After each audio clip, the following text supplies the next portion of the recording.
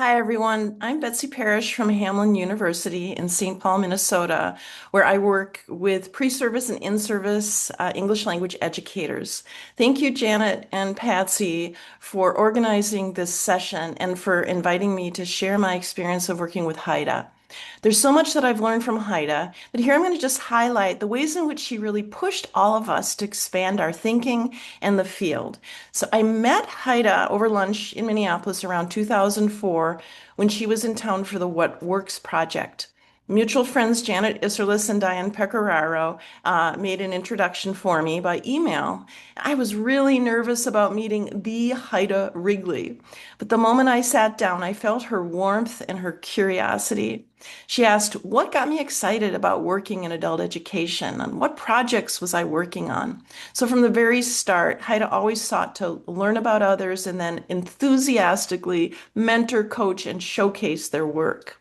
And years after, we always connected at COABE and LESLA or TESOL, and then we worked together on the Lynx ESL Pro project through American Institutes for Research as well.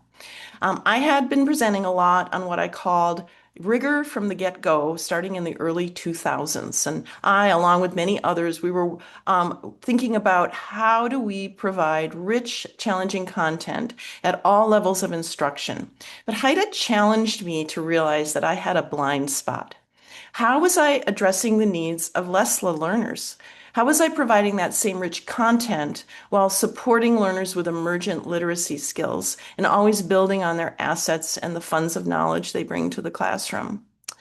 Well, by the time the LESLA Symposium was in Minneapolis in 2011, Haida joined my session called Rigor from the Start.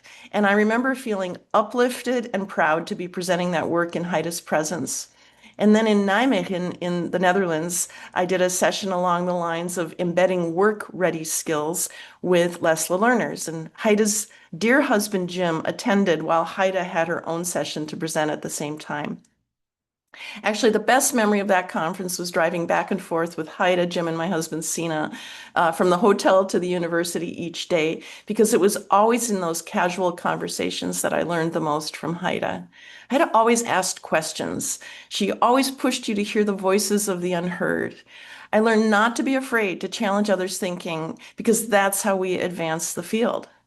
I just found an email from 2018 with the subject line Common Front, where Haida and I were preparing to push back on some feedback we received from Octay in our ESL Pro project work. She closes the email with, we are a good SME team, subject matter expert team. We can make a good case for what we think is right. Well, thank you, Haida, for always questioning and pushing the boundaries. You've made all of us and the field so much better for it. Thank you, everyone.